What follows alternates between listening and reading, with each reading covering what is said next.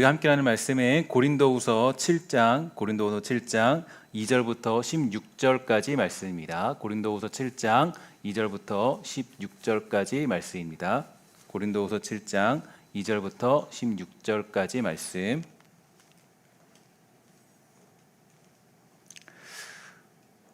한 절씩 교독하면서 읽도록 하겠습니다. 이 마음으로 우리를 영접하라. 우리는 아무에게도 불의를 행하지 않고 아무에게도 해롭게 하지 않고 아무에게서도 속여 빼앗은 일이 없노라. 내가 이 말을 하는 것은 너희를 정죄하려고 하는 것이 아니라 내가 이전에 말하였거니와 너희가 우리와 함께 있어 함께 죽고 함께 살고자 하게 함이라. 나는 너희를 향하여 담대한 것도 많고 너희를 위하여 자랑하는 것도 많으니 내가 우리의 모든 환난 가운데서도 위로가 가득하고 기쁨이 넘치는도다. 우리가 마게도냐에 이르렀을 때에도 우리 육체가 편하지 못하였고 사방으로 환난을 당하여 밖으로는 다툼이요 안으로는 두려움이었노라. 그러나 낙심한 자들을 위로하신 하나님이 디도가 오므로 우리를 위로하셨으니 그가 온 것뿐이 아니오 오직 그가 너희에게서 받은 그 위로로 위로하고 너희의 사모함과 애통함과 나를 위하여 열심 있는 것을 우리에게 보고자 함으로 나를 더욱 기쁘게 하였느니라. 그러므로 내가 편지로 너희를 근심하게 한 것을 후회하였으나 지금은 후회하지 아니하면 그 편지가 너희로 잠시만 근심하게 한 줄을 알미라. 내가 지금 기뻐함은 너희로 근심하게 한 까닭이 아니오 도리어 너희가 근심함으로 회개함에 이른 까닭이라. 너희가 하나님의 뜻대로 근심하게 된 것은 우리에게서 아무 해도 받지 않게 하려 함이라. 하나님의 뜻대로 하는 근심은 후회할 것이 없는 구원에 이르게 하는 회개를 이루는 것이요 세상 근심은 사망을 이루는 것이니라. 보라, 하나님의 뜻대로 하게 된 이 근심이 너희로 얼마나 간절하게 하며 얼마나 변증하게 하며 얼마나 분하게 하며 얼마나 두렵게 하며 얼마나 사모하게 하며 얼마나 열심히 있게 하며 얼마나 벌하게 하였는가. 너희가 그 일에 대하여 일체 너희 자신의 깨끗함을 나타내었느니라. 그런즉 내가 너희에게 쓴 것은 그 불의를 행한 자를 위한 것도 아니요 그 불의를 당한 자를 위한 것도 아니요 오직 우리를 위한 너희의 간절함이 하나님 앞에서 너희에게 나타나게 하려 함이로라. 이로 말미암아 우리가 위로를 받았고 우리가 받은 위로 위에 디도의 기쁨으로 우리가 더욱 많이 기뻐함은 그의 마음이 너희 무리로 말미암아 안심함을 얻었음이라. 내가 그에게 너희를 위하여 자랑한 것이 있더라도 부끄럽지 아니하니 우리가 너희에게 이른 말이 다 참된 것 같이 디도 앞에서 우리가 자랑한 것도 참되게 되었도다. 그가 너희 모든 사람들이 두려움과 떨므로 자기를 영접하여 순종한 것을 생각하고 너희를 향하여 그의 심정이 더욱 깊었으니 내가 범사에 너희를 신뢰하게 된 것을 기뻐하노라. 아멘. 여러분 추석 연휴 잘 보내셨습니까? 추석 연휴 동안 하나님의 은혜와 사랑과 여러분들에게 하나님이 주시는 기쁨과 충만함이 있었기를 주의 이름으로 간절히 소망합니다. 이 땅을 살아갈 때 우리가 여러 가지 일들을 만나게 되는데요. 그 일들을 만나게 되면서 또 이러한 추석을 또 만나게 된 것도 또 우리가 어떻게 보면 인생 가운데 처음 있는 일입니다. 뭐 친척들을 쉽게 만날 수 없고 또 어머니 아버지를 쉽게 만날 수 없고 또 우리가 거리두기를 하는 것도 굉장히 어려웠다는 것도 여러 가지 마음을 통해서 깨닫게 되었고 또 이것들이 정말 좀 아쉬운 모습들도 있겠죠. 그래서 그 아쉬운 모습들을 우리가 조금 잘 털어내고 또 하나님이 주시는 은혜와 사랑으로 또 하나님이 주시는 소망으로 우리의 마음을 잘 채워주시기를 주의 이름으로 간절히 축원합니다. 고린도 교회는 참 말도 많고 탈도 많은 교회라고 알려져 있는데요. 그들은 하나님이 주시는 여러 은사를 받았지만 그 은사로 자기 증명하기에 바빴던 교회가 바로 고린도 교회였습니다. 그들은 당을 만들면서 분열되었고요. 받은 것이 많은 교회임에도 불구하고 여러 가지 분열의 그런 조짐들이 일어나는 곳, 그것이 바로 이 고린도 교회의 특징이었습니다.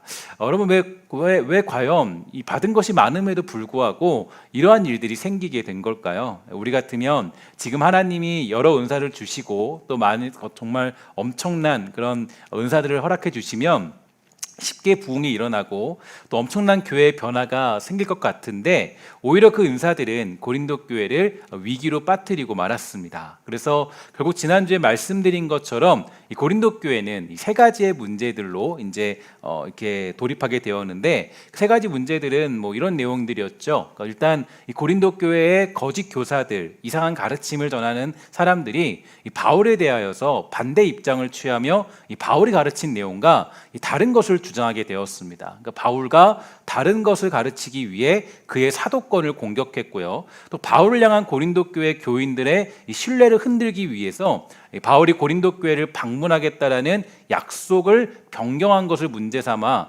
그가 언행이 일치하지 않은 사람이다 이렇게 공격을 하게 된 겁니다.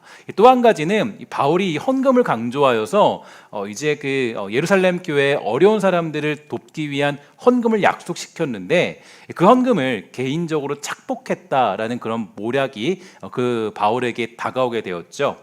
그래서 고린도후서는 전체적으로 이 다음과 같은 세 가지 문제에 대한 설명이 등장합니다. 첫 번째로는 내가 왜 너희들을 방문하려는 당초의 계획을 변경했는지, 또 그 다음에는 내가 왜 너희들에게 헌금을 하라고 했는지 설명이 나오고, 세 번째로는 내가 참다운 사도이다라고 하는 자기 사도권에 대해서 이 변호하는 것을 살펴볼 수 있게 되죠. 그렇기 때문에 사실 고린도후서는 이 고린도 교회를 향한 바울의 꾸중이라고 해도 과언이 아닙니다. 그래서 이 바울이 그들을 가르치고 있고 또 그들을 깨닫게 만들고 있고 그들의 잘못을 하나씩 드러내고 있는 작업들이 바로 고린도후서에서 등장하고 있는 것이죠. 바울은 고린도 교회 교인들에게 이제 신앙상의 결정적인 실수가 생긴 것을 인하여서 이 고린도전서를 쓰게 되었습니다. 그것 때문에 크게 꾸짖게 되죠. 그런데 여기에 한 가지 걱정이 사도 바울을 찾아오게 돼요. 어떤 걱정이냐면 이 꾸중을 받고 과연 이 고린도 교회 교인들이 돌이킬 수 있을 것인가? 정말 이 지금 이 고린도후서를 보면 이 어떤 여러 가지 죄에 대한 문제들 또 그들의 잘못에 대한 어떤 이야기들을 다 지적하고 있는데 그것들을 듣고 과연 그들이 그걸 받아들일 수 있을 만한 그릇이 되는가? 정말 그런 이야기를 듣고 변화될 수 있는 그런 상황으로 찾아갈 수 있는가? 여기에 대한 걱정이 생기게 됩니다. 분명히 사도 바울은 안타까운 마음을 담아서 그들이 제발 이 말을 듣고 이제 돌이키기를 바라면서 이 편지를 작성하게 됩니다.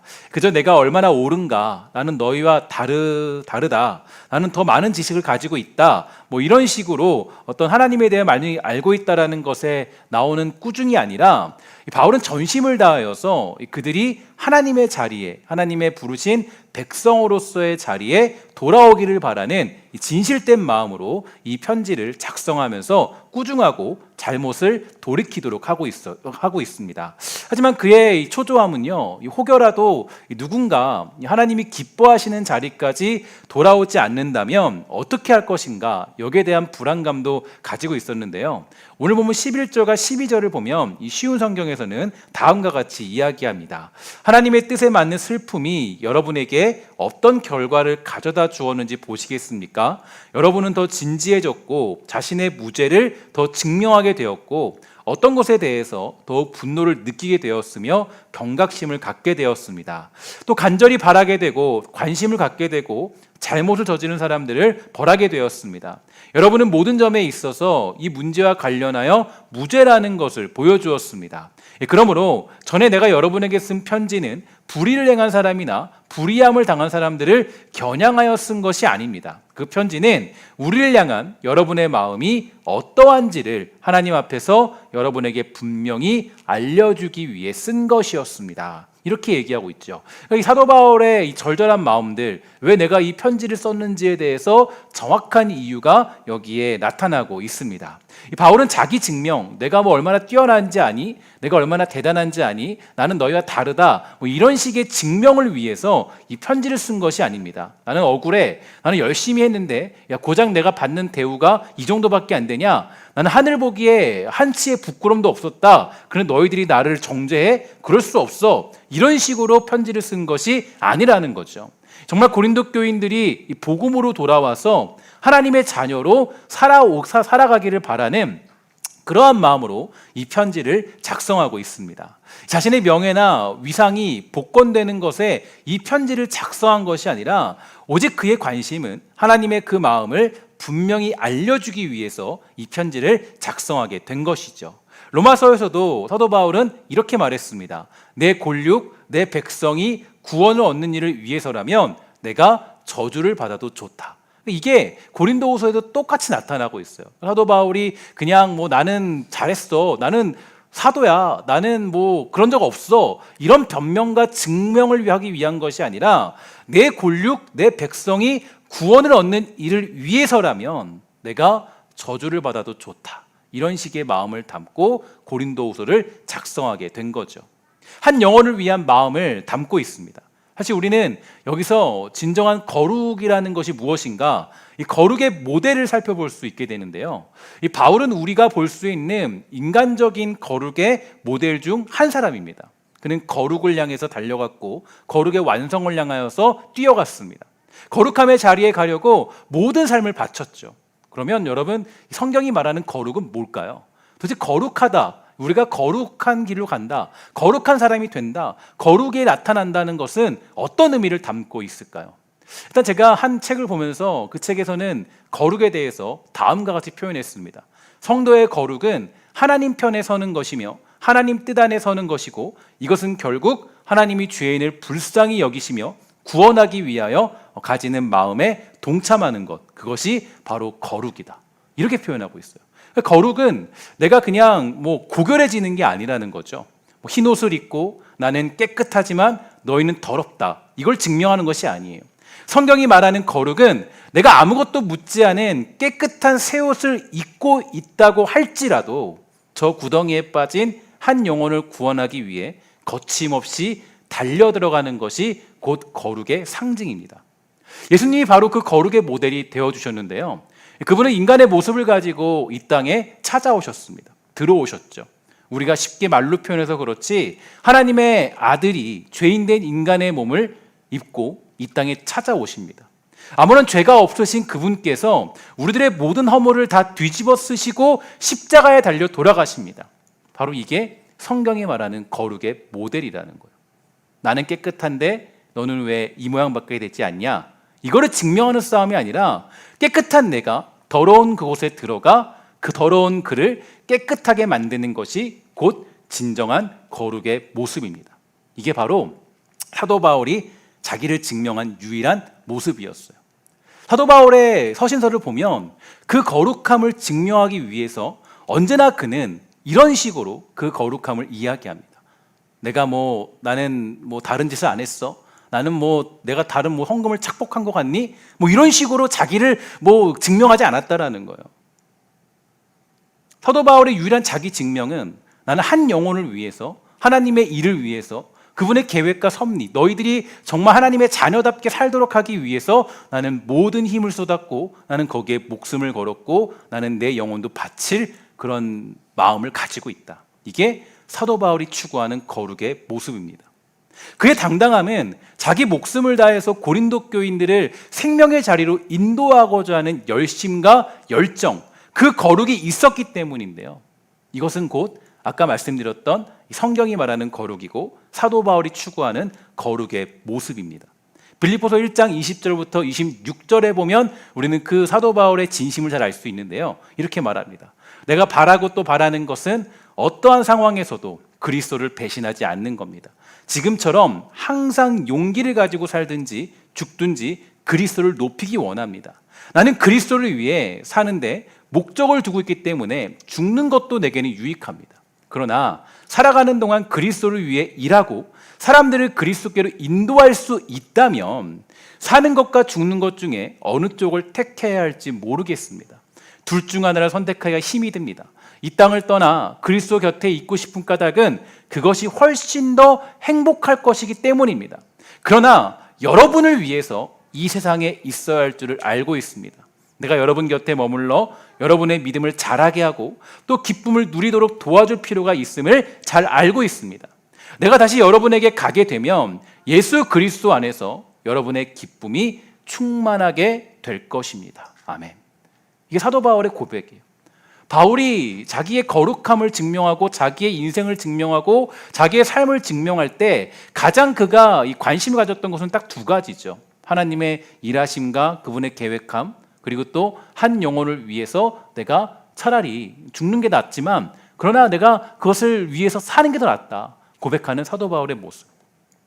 거룩이라는 건 내가 고결해지는 게 아닙니다. 나는 성경을 몇 번이나 읽었다. 나는 술집에 가지 않았다. 나는 교회를 몇 년간 다녔다. 그것이 거룩이 아니라 거룩은 한 알의 밀알이 되어 썩어지는 것, 흙에 들어가 내가 죽음으로 생명을 맺히는 길을 가는 것, 그것이 거룩입니다. 그런데 많은 사람들이 이 거룩함을 잘못 생각하게 되죠. 교회가 거룩하다라고 하면 교회는 죄도 없고 문제도 없고 깨끗하고 깔끔한 곳이라고 생각합니다. 하지만 그렇지 않아요. 교회가 거룩하다라고 하면 그 교회가 가진 특징은 더러운 세상에 들어가서 그 영혼을 한 알의 밀알이 되어 열매를 맺는 교회가 진정으로 거룩한 교회가 되는 비결입니다.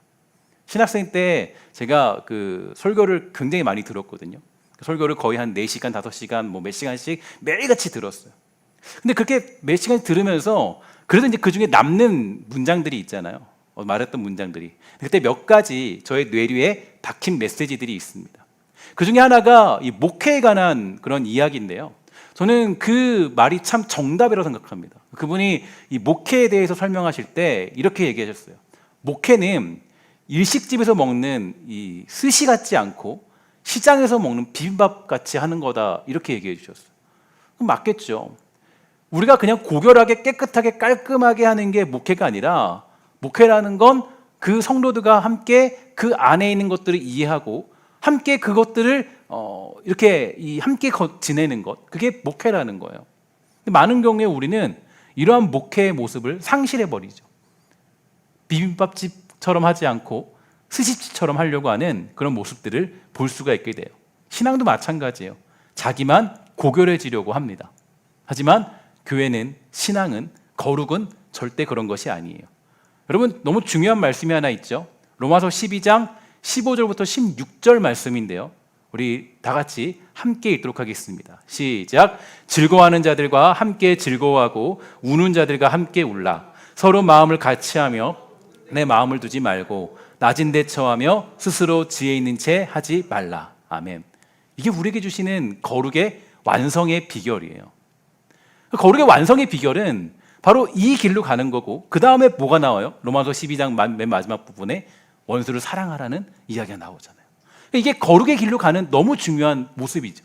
성도로서의 거룩의 길은 즐거워하는 자들과 함께 즐거워하는 거예요. 그리고 우는 자들과 함께 우는 거예요. 서로 마음을 같이하며 높은 데 마음 두지 말고 낮은 데 처하며 스스로 지혜 있는 채 하지 말라는 거예요. 이게 우리가 가지는 바로 진정한 거룩의 모습입니다. 가장 위대한 스승은 여러분 어떤 사람이라고 생각합니까? 위대한 스승. 가끔씩 이제 제 아내가 이제 그 아이들을 가르치고 있으니까 그 아내에게 이렇게 말할 때가 있어요. 당신은 나를 이해할 수 없어. 제가 이렇게 이야기할 때가 많이 있습니다. 저는 항상 그 이유가 있는데요. 저는 항상 학창 시절에 공부를 뛰어나게 잘하지 못했습니다. 반면에 제 아내는 좀 다른 길을 걸었죠. 열심히 확실히 공부하는 면에서만큼은, 다른 건 몰라도 공부하는 면에서만큼은 저보다 훨씬 더 괜찮은 인생을 살았습니다. 근데 이런 사람들도 이상한데, 그죠? 이런 사람들의 특징은 한 가지가 문제가 하나 있어요. 어떤 문제냐면 공부를 못하는 사람들을 심정을 잘 이해하지 못한다라는 거예요. 예를 들어서 10 더하기 10은 20이잖아요. 이게 당연히 이제 그 공부를 잘하는 사람들은 당연히 그게 이해가 가요. 20 당연한 거 아니야? 여기서 뭐가 있어? 근데 이 공부를 좀 잘 못했던 사람들은 10 더하기 10이 20이라는 걸 이해를 못해요. 그걸 왜 이해 못하는지를 이해 못하는 사람들이 누구냐면 공부를 잘하는 사람들이야. 어쩌면 10 더하기 10이 20이라는 것을 이해 못하는 사람이 더 천재일 수 있겠죠. 그거는 모르겠습니다. 어쨌든 이걸 모르는 사람에 대하여서 공부를 잘하는 사람들은 이해를 못해요. 그래서 여러분, 이 과외 선생님들을 좀 이렇게 세우려면 잘 고르셔야 됩니다. 내 아이가 늘 꼴찌인데 우리 좀 꼴찌인 아이를 좀 1등으로 만들고 싶다, 붙이고 싶은데 서울대 탑을 달렸던 사람들을 붙여주면 잘할까요? 저는 아니라고 생각해요. 그러려면 차라리 공부를 잘 못하다가 갑자기 급성장한 과외 선생님을 찾아서 모신다면 조금 더 큰 도움이 될 거라고 생각합니다. 이유가 뭘까요? 바로 그 사람을 이해하기 때문이에요. 정말 멋지고 대단한 스승은 누구일까요? 나는 탑을 놓치지 않았어 라고 말하는 사람일까요? 저는 그렇지 않다라고 생각합니다. 정말 멋지고 위대한 스승은 나는 널 이해해. 너의 수준에 맞춰서, 나의 눈높이를 맞춰서, 내 키를 낮춰서, 내 자세를 낮춰서 그 사람을 함께 이끌어주는 스승이 가장 위대한 스승입니다. 그래서 제가 제 아내가 선생님이니까 항상 저는 말해줘요. 공부 조금 못하는 학생이 있어도, 이해하지 못하는 아이가 있어도 답답해하지 말고 이해해줘. 이게 맞겠죠. 사실 우리 예수님도 그랬습니다. 예수님이 이 땅에 오셨을 때 그냥 신으로 이 땅에 오셔서 야, 내가 너 구원해 줄게. 그냥 너를 그냥 뭐 모든 죄를 사하노라. 끝나면 될 수도 있어요. 예수님은 그렇게 하지 않으셨어요. 무슨 그것을 신학적인 용어로 인카이네이션 했다 이렇게 얘기하죠. 그분이 오셔가지고 우리의 그 인간의 몸으로 이 땅에 찾아오십니다. 그리고 우리와 똑같은 그런 삶을 겪으세요. 그죠? 모든 일을 똑같이 겪으십니다. 그리고 그 모든 인간의 고통과 죄악들을 다 품에 안으시고 주님이 십자가 지시고 모든 죄를 해결하세요. 이게 예수님의 방법이었어요. 사도 바울도 그랬습니다. 그는 최고의 사람, 학문적인 완벽성을 추구하던 그런 사람이었습니다. 아주 고결하고 밥을 먹어도 뭐 하나 흘리지도 않을 것 같은 완벽주의자였을 거예요. 그런데 너무나 충격적인 사실을 이 사도 바울이 경험하게 되죠. 사도행전 9장 3절부터 5절인데요. 이렇게 얘기해요. 사울이 길을 가다가 다메섹에 가까이 이르더니 호련히 하늘로부터 빛이 그를 둘러 비추는지라. 땅에 엎드려져 들음에 소리가 있어 이르시되 사울아 사울아 내가 어찌하여 나를 박해하느냐 하시거늘 대답하되 주여 누구시니까 이르시되 나는 내가 박해하는 예수라. 그는 예수를 박해하던 사람이었습니다. 거룩한 하나님의 이름을 멸시하던 예수를 용서할 수 없었습니다. 그래서 사람들을 잡아 가두고 쫓아가 죽이는데 앞장섰어요. 그런데 그런 자신에게 주님이 찾아오십니다. 이것이 그에게는 상상할 수 없는 일이었습니다. 자기는 원수인데 정말 자신의 예수를 핍박하고 잡아 죽였는데 그런 그에게 하나님의 아들이신 예수님이 직접 찾아오신 거예요. 이 찾아오심에는 바로 주님의 낮아지심이 담겨 있습니다. 그러니 그가 여기서 꼬꾸라지고 그동안 추구하던 거룩을 향한 열정이 완전히 뒤바뀌어 버려요. 그는 자신이 고결해지면, 율법을 잘 지키면 이게 거룩의 완성이라고 생각했던 사람이에요. 그렇게 늘 배워왔고 늘 그렇게 살아왔어요. 그런데 예수님이 그에게 찾아오자 모든 것이 뒤바뀌었죠. 아, 거룩이라는 건 내가 낮아지는 거구나. 내가 원수를 만나는 거구나. 내가 같이 울고 같이 웃고 같이 즐거워하고 같이 그 길로 걸어가는 거구나. 이게 거룩이구나. 그리고 예수님이 나에게 그 사실을 보여주셨구나. 하나님의 아들이신 그분이 나에게 찾아오셨구나. 바로 여기에서 그가 무릎을 꿇고 엎어지는 겁니다. 그래서 그는 뭐라 그래요? 모든 학문과 모든 것들을 뭐처럼 여겼다 그래요? 배설물처럼 여기게 되었다. 이건 아무것도 아니구나. 이게 바로 사도 바울을 통하여 볼 수 있는 진정한 거룩의 길입니다. 우리가 거룩의 길을 걸어간다 하면 바로 이 길로 가는 거예요. 사도 바울이 걸어갔던 길. 한 영혼을 위해서 낮아지는 것. 구원을 위해서 내가 모든 인생을 바치는 것. 그게 바로 거룩의 완성의 길입니다. 여러분 모두가 이러한 거룩의 길로 달려가 사도 바울과 같이 그 거룩의 기쁨을 맞이하게 되는 놀라운 축복이 있게 되기를 주의 이름으로 간절히 소망합니다. 또한 우리는 오늘 본문을 통해서 볼 수 있는 내용이 한 가지 더 있는데요. 그것은 하나님께서 여전히 일하고 계시다는 것을 또한 살펴볼 수 있게 됩니다. 이 본문 13절과 16절의 내용이죠. 이렇게 얘기합니다. 이로 말미암아 우리가 위로를 받았고 우리가 받은 위로 위에 디도의 기쁨으로 우리가 더욱 많이 기뻐함은 그의 마음이 너희 무리로 말미암아 안심함을 얻었습니다. 내가 그에게 너희를 위하여 자랑한 것이 있더라도 부끄럽지 아니하니 우리가 너희에게 이른 말이 다 참된 것 같이 디도 앞에서 우리가 자랑한 것도 참되게 되었도다. 그가 너희 모든 사람들이 두려움과 떨므로 자리를 영접하여 순종한 것을 생각하고 너희를 향하여 그의 심정이 더욱 깊었으니 내가 범사에 너희를 신뢰하게 된 것을 기뻐하노라. 아멘.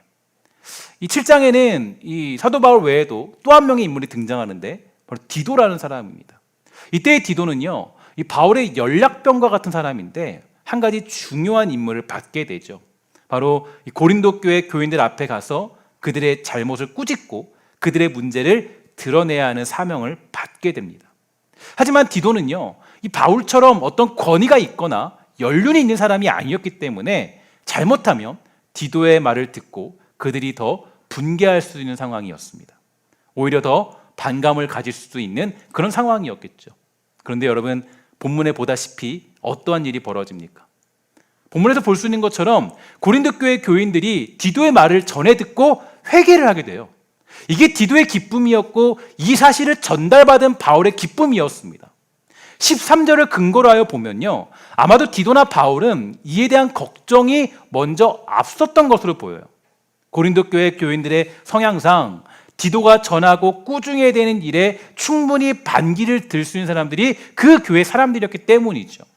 이러한 걱정을 했던 성경에 동일한 인물이 한 명 더 있습니다. 누군지 아십니까? 바로 여호수아예요. 여호수아는 모세의 뒤를 이어서 이스라엘 백성들을 통치해야 될 사명을 받은 사람이었어요. 하지만 어디 그 백성들이 만만한 사람들입니까? 툭하면 돌을 들고 모세를 치려고 했던 사람들이었어요. 그리고 광야로 돌아가자, 광야에서 다시 애굽으로 돌아가자라고 떼를 부리던 사람들이 바로 이스라엘 백성들이었습니다. 근데 그런 사람을 두고 모세가 죽게 되었어요. 그리고 여호수아는 그런 사람들을 앞에 두고 명령해야 되는 입장에 처했습니다. 굉장히 두렵고 떨렸다라는 거죠. 얼마나 두렵고 떨렸으면 하나님이 여호수아에게 몇 번이고 말합니다. 여호수아야, 내 약속이 있지 않니? 강하고 담대해. 너 두려워하지 마. 마음을 강하게 먹어. 굳게 먹어. 아주 1장 전반부는 전부 다 이 얘기밖에 없어요. 얼마나 두렵고 떨렸을까요? 그런데 오늘 본문에 등장하는 디도 역시 비슷한 상황에 놓여 있습니다. 바울은 걱정이 컸어요. 야, 저들이 내가 전한 디도의 말을 잘 들을까? 혹시 디도를 공격하진 않을까? 그런데 너무 놀라운 일이 벌어집니다. 바로 고린도 교인들이 그 말을 듣고 회개한 거예요. 어떻게 이런 일이 가능하게 된 걸까요? 일단 고린도 교회의 성향을 보면요, 디도가 가는 이 판단은 정말 이 사도 바울이 판을 잘못 짠 겁니다. 그들은 누군가의 이야기를 들을 만한 능력이 있는 사람들이 아니었어요. 자기 잘난 맛에 살던 사람들이 바로 고린도 교회 교인들이었습니다. 그런데 그런 그들에게 디도가 가서 바울의 심정을 전한다? 분명히 거기에는 오해가 쌓일 것이 확실합니다. 언젠가 제가 금요기도회를 이제 인도했습니다. 근데 그 다음 날 누군가 저에게 찾아왔어요. 갑자기 저한테 와서 조금 이렇게 불만스러운 목소리로 저에게 이야기를 해요. 목사님, 어떻게 저한테 그렇게 표적 설교를 할 수 있어요? 저한테 얘기를 하는 거예요. 제가 너무 깜짝 놀랐습니다. 저는 사실 그 당시는 그냥 부목사이기 때문에 표적 설교를 할 수 있는 그런 능력도 없었고 그런 것들을 알지 못했어요. 근데 다행히도 너무 명확한 증거가 있었습니다. 제가 표적 설교를 하지 않았다는 증거가 뭐냐면, 그날은 제가 원래 금요기도회 순서가 아니었는데 갑자기 금요기도회를 하게 된 거예요. 그래서 제가 준비할 시간이 없어서 2년 전쯤에 제가 중보기도 때 했던 설교를 이제 다시 그거를 그대로 다시 이제 들고 올라갈 수밖에 없었죠. 그래서 누군가를 생각할 겨를도 없었어요. 제가 그래서 그분에게 제 설교문을 직접 보여줬습니다. 잘 보세요. 이 설교문은 이미 제가 2년 전에 작성한 설교문이에요. 다른 것이 있는지 없는지. 저는 이게 하나님의 섭리였다고 생각합니다. 만약에 그날 제가 막 열심히 힘을 다해 썼다면 아마 그분은 저를 평생 원망했을지도 모르겠죠. 혹시 여러분들 중에도 제가 이렇게 부탁을 드리면, 목사가 표적 설교를 한다고 생각하시면 안 됩니다. 물론 인간이기 때문에 그런 감정이 있을 수도 있어요. 그러나 그런 감정이 나올 때 뭐가 함께 작용을 하냐면 생각을 곰곰이 해봤어요. 이런 작용이 있어요. 대부분의 성령의 도우심과 신앙적인 양심, 목회적인 사명이 함께 작용하기 때문에 정말 너무나도 한 100만 분의 1 정도 아닌 이상은 표적 설교를 할 수가 없습니다. 다만 이럴 때는 있는 것 같아요. 설교는 저의 머리에서 나오는 것이 아니에요. 저도 사실 설교를 준비하려면 하나님이 주실 때까지 기다리거든요. 생각을.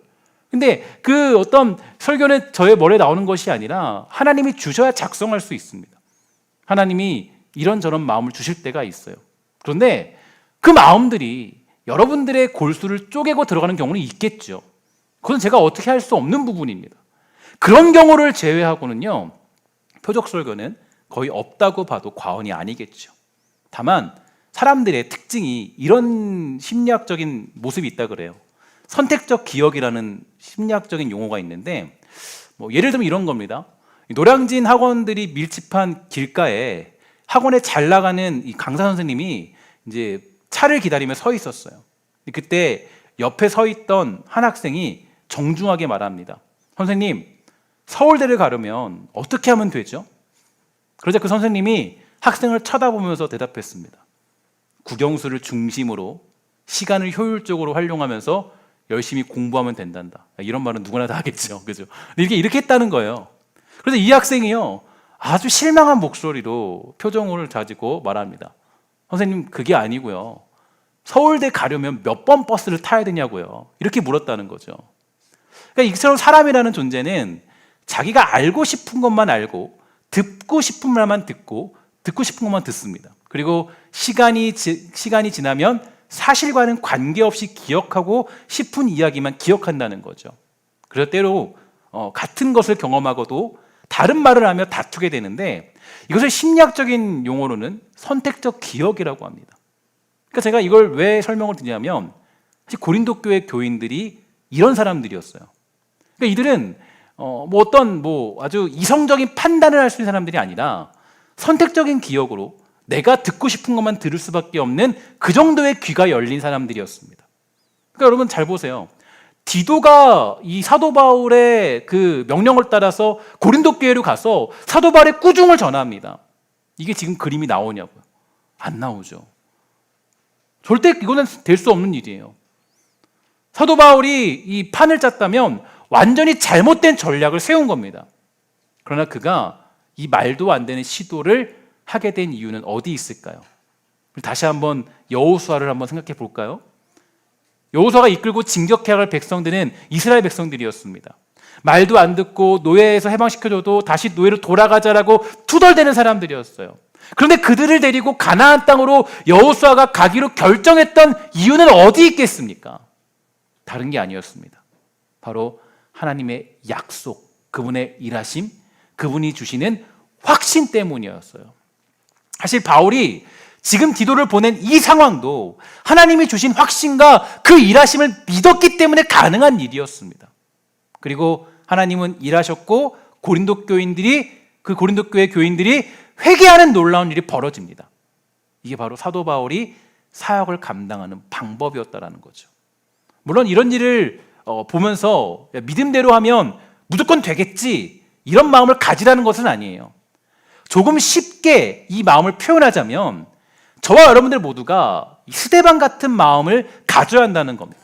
스데반은 유대인들 앞에서 복음을 선포합니다. 절대로 변하지 않을 것 같은 사람 앞에서 복음을 전하게 됐죠. 근데 어떤 일이 벌어집니까? 그들이 울면서 회개했습니까? 아니에요. 오히려 돌에 맞아 죽었습니다. 사람들은 그의 죽음을 조금도 아까워하지 않았어요. 그런데 거기에 누가 등장을 하죠? 사울이 등장을 해요. 사울은 스데반의 죽음을 마땅히 여기던 장본인이었습니다. 하지만 그는 스데반의 죽음 이후에 엄청난 전환기를 맞이하는 거예요. 이게 바로 우리가 이 땅을 살아갈 때 걸어가야 될 길입니다. 뭔가 내가 믿음대로 구했을 때 뭔가 이루어지는 것, 그것을 놓고 신앙생활하는 것이 아니라 여러분들이 제가 이 땅을 살아갈 때 가장 염두에 둬야 될 것은 이것이 하나님이 주시는 뜻이고, 이것이 하나님이 주시는 길이고, 이것이 하나님이 주시는 계획이라면 하나님, 내가 스데반처럼 되는 길을 가도 괜찮습니다. 이게 바로 우리의 고백인 거예요. 사도 바울은 아마도 그런 확신이 있었던 것 같아요. 기도하면서 성령님과 동행하면서 정말 어떤 교제를 통해서 아마도 하나님이 주시는 확신이 있었던 것 같아요. 이게 바로 하나님의 일하심을 믿고 살아가는 사람들의 모습입니다.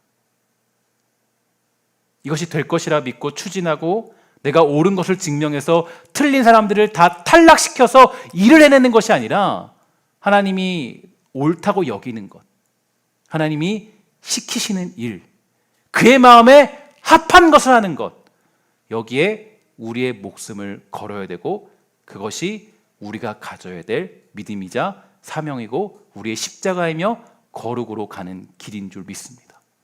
여러분, 거룩이라는 것은 우리가 결론적으로 내릴 수 있겠죠.